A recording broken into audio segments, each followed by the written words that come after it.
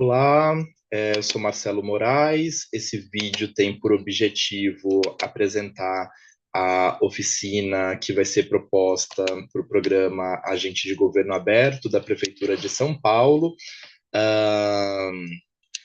a oficina ela tem o nome Governo Aberto e Informação na Prática. A ideia é que seja uma oficina de mão na massa, então que cada pessoa sai aí desse processo de formação com a instrumentalização de como produzir um instrumento de acesso à informação, mas também que ela saia de fato aí com o seu próprio instrumento em mãos, né, com o seu próprio instrumento de solicitação de informação pública construído por elas mesmas durante o decorrer da oficina. Como eu disse, eu sou Marcelo Moraes, eu tenho técnico e graduação em administração pública, o técnico pelo Centro de Estudos e Pesquisas na Administração Municipal, no CEPAM, e a graduação pela Fundação Getúlio Vargas, na Escola de Administração de Empresas de São Paulo, onde eu passei também por algumas imersões de práticas de inovação em governo aberto, com um Instituto de Governo Aberto, na qual me identifiquei com o tema e a partir daí tenho difundido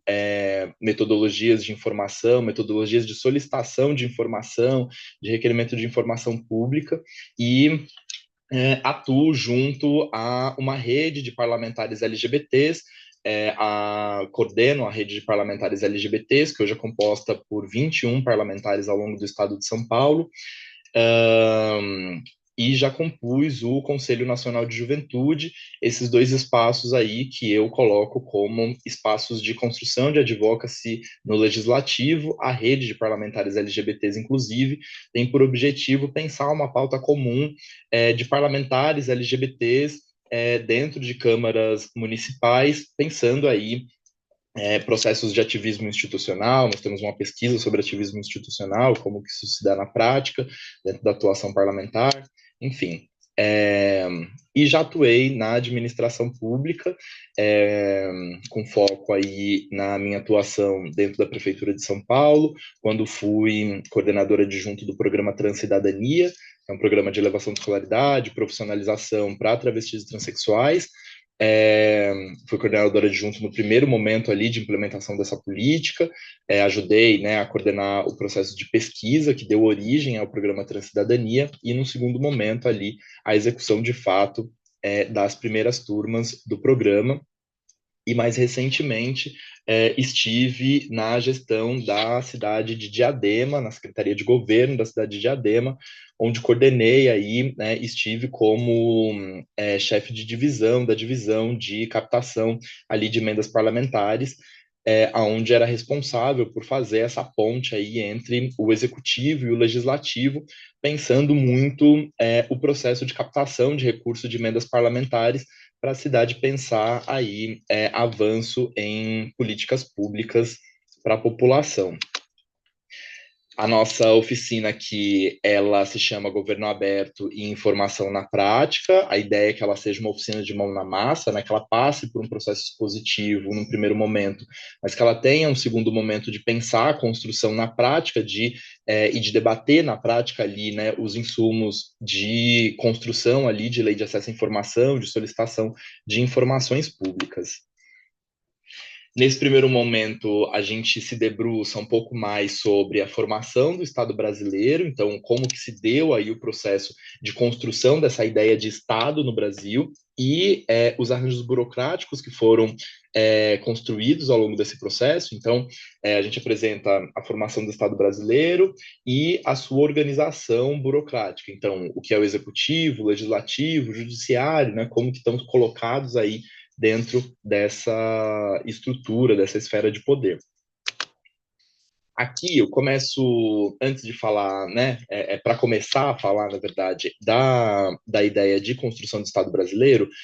eu trago aí o provérbio de Sankofa, né, que é um provérbio africano, que ele vai dizer que nunca é tarde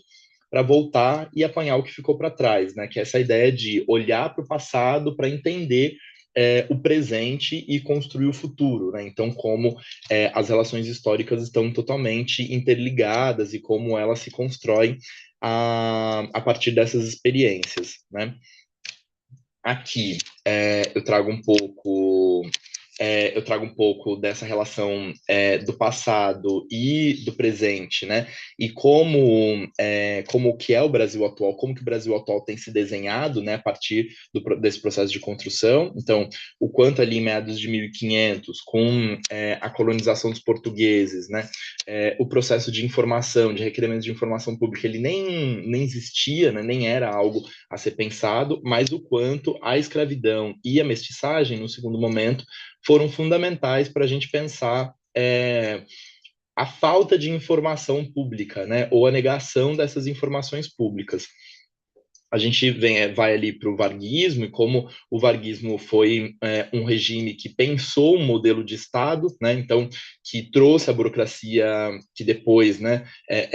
foi se colocar como uma burocracia weberiana, mas como se instalou um processo burocrático, um modelo burocrático, o como se pensou os primeiros departamentos aí administrativos dentro do setor público e a construção do insulamento burocrático, né, dessa construção dessas ilhas de burocracias em espaços específicos para o governo ter, enfim, processos de autonomia ou de decisão ou de construção aí, ou de controle burocrático mesmo sobre alguns setores específicos. A gente vem ali para o regime militar e o quanto o regime militar foi importante para fortalecer o processo burocrático, mas também foi importante para o processo de negação de informações públicas. E aí a construção da redemocratização, né? E como na redemocratização a gente coloca uma série de amarras dentro da Constituição, que a gente vai entrar daqui a pouco, né, da Constituição Federal, mas dessas amarras que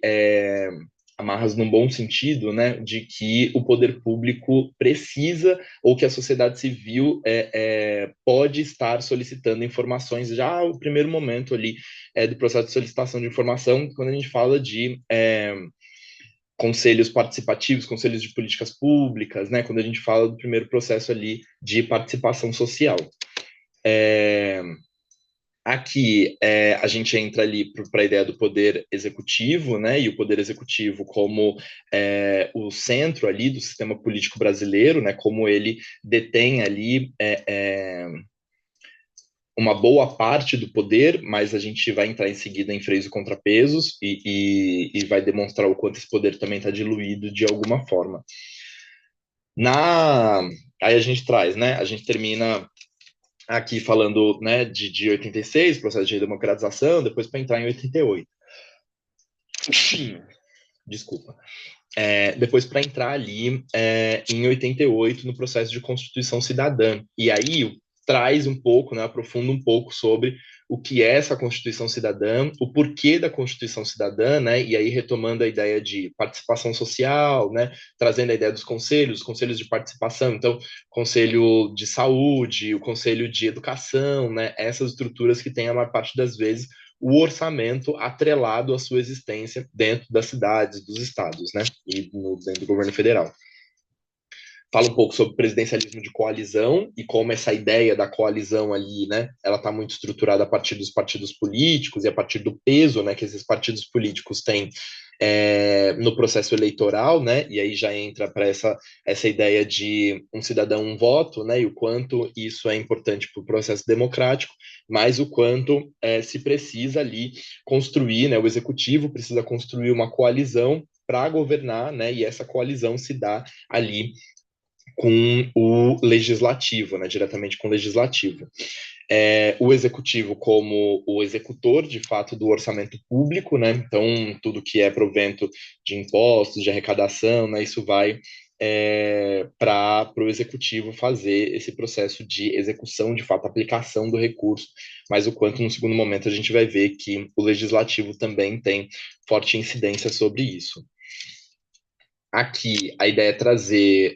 o poder legislativo e as suas funções, e aí apresentar a ideia também de freios e contrapesos, né? quanto, né, essa ideia de Montesquieu, de construir ali uma ideia de sistema de freios e contrapesos, né, para que os poderes não se sobrepunham uns aos outros, né. Aqui a ideia é, enquanto o executivo faz a execução do orçamento público, cabe ao legislativo a aprovação dessas contas, dessa execução, né, do Poder Executivo, a produção de leis e a outorga das leis do Executivo, a fiscalização das ações do executivo e aprofundo aí um pouco sobre a ideia do sistema de freios e contrapesos, e aí trago um pouco algumas referências do quanto é necessário se ter aí um sistema na qual um poder consiga controlar, entre aspas, o outro, né, para que um não se sobreponha à estrutura do outro poder, né. Apresenta um pouco sobre as casas legislativas, então a estrutura da Câmara dos Deputados, a estrutura do Senado Federal, né? Trago ali a ideia de que a Câmara dos Deputados é uma representação do povo, né? Da população, de fato, ali daqueles estados. E o Senado Federal é uma representação do Estado, de fato, né? Do Estado território, né? A composição das casas, então os 513 integrantes ali da Câmara dos Deputados, né, na próxima legislatura, os 531 e os 81 representantes do Senado, a ideia de que existe representatividade, né, proporcionalidade ali na construção da Câmara dos Deputados, né, então é proporcional à ideia de habitantes, por isso, inclusive, né, que a gente vai ter o aumento aí do número de deputados para a próxima legislação, e o Senado Federal como essa estrutura de que não tem a proporcionalidade de habitantes, mas sim a proporcionalidade não é proporcionalidade na verdade, né, mas é representação por estado, né, sendo 3 representações por estado. Os dois têm aí a função proposição de leis e o controle do executivo. E aí agora trago um pouco do processo do judiciário, né, o quanto o judiciário é ali um defensor, né, da proteção ali, tem como função exclusiva defender a Constituição Federal e agir sobre demanda, né, agir sobre, a partir do momento que é provocado aí por outros entes da federação, por outros poderes, né, enfim. Trago um pouco na cidade, né, como ali no processo local, na estrutura local, né, o quanto essa organização se dá, então um pouco ali, né, poder executivo, na figura do prefeito, dos secretários, né, no poder legislativo, a Câmara de Vereadores, né, e no poder judiciário, essa ideia de Tribunal de Contas e os outros instrumentos de controle aí também do judiciário nas cidades. Aqui a gente entra na parte de instrumentos de solicitação de informação, fala um pouco aí da Lei de Acesso à Informação, né, da 12527 de 2021, traga os elementos da lei, né, apresenta um pouco, né, para quem que ela serve, né, quais são os órgãos que estão submetidos a ela, né, para que ela serve, né, então para que solicitar, né, qual o objetivo de solicitar essas informações públicas, como, né, a lei se organiza para fornecer essas informações públicas. Fala um pouco sobre a ideia de transparência ativa e transparência passiva, né, o quanto o governo, né, as entidades públicas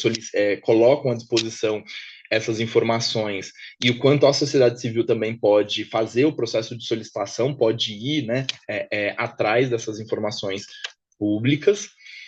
Digo aí um pouco sobre os instrumentos, então, da Lei de Acesso à Informação, ESIC, os portais de transparência, né, aprofundo um pouco sobre o que é cada uma dessas coisas, mas também sobre espaços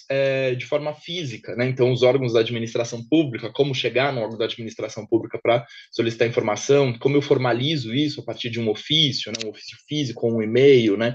e sobre os balcões de informação, né, como esses serviços de porta de entrada também podem ser um instrumento de solicitação de informação. Aqui a gente entra na mão na massa. E aí, já passou certamente um bom período aí, né, pelo menos 1 hora de atividade, né, ao longo dessa exposição, mas aqui a ideia é que a gente comece, de fato,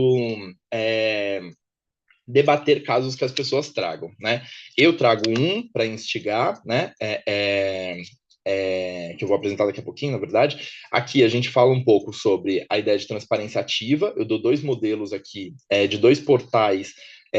em que a gente consegue ter a ideia de transparência em 3 cliques, né, que é essa ideia de conseguir de forma ágil chegar até os formulários de solicitação de informação, né, até os ambientes de solicitação de informação. E aqui a gente entra para a parte de transparência passiva, né? Eu apresento um caso aqui, né, um caso fictício, sobre uma mãe que quer solicitar informações sobre unidades educacionais no bairro onde mora. Aqui a gente constrói um modelozinho de ESIC, né, que a gente debate ali na hora, né, a partir desse modelo de solicitação de ESIC, e a gente parte para os instrumentos físicos, né, uma vez que essa mãe pode construir esse modelo e levar ali dentro das unidades educacionais para pressionar de alguma forma para a solicitação de vaga para as escolas. Importante ressaltar que aqui a gente coloca esse caso, mas não é comum, na verdade, aparecerem diversos outros casos, ainda mais quando a gente tem um grupo de conselheiros tutelares ou de conselheiros de algum conselho de política pública, ou pessoas que atuam em movimento social, né? Tem uma série de outros casos, a maior parte das vezes reais, que aparecem, e a gente também faz aí o processo de mediação para construção desses instrumentos de solicitação de informações públicas. Dou aqui um modelo de ofício, né? Como que no final esse documento tem que estar formatado, né? Importante falar que a maior parte das vezes essa pergunta, essa pergunta de solicitação de informação, a gente consegue fazer por instrumentos de inteligência artificial, até o próprio ofício, né? Então, quanto essas novas tecnologias elas surgem também para facilitar o processo de construção dessa burocracia, né, que a maior parte das vezes não é intuitivo, mas que a inteligência artificial está aí para ajudar nesse processo de construção. Aqui eu agradeço, deixo aí alguns contatos, né, deixo o meu e-mail e deixo um telefone para contato, para caso as pessoas tenham alguma dúvida ou queiram aí alguma ajuda no processo de solicitação de alguma outra informação,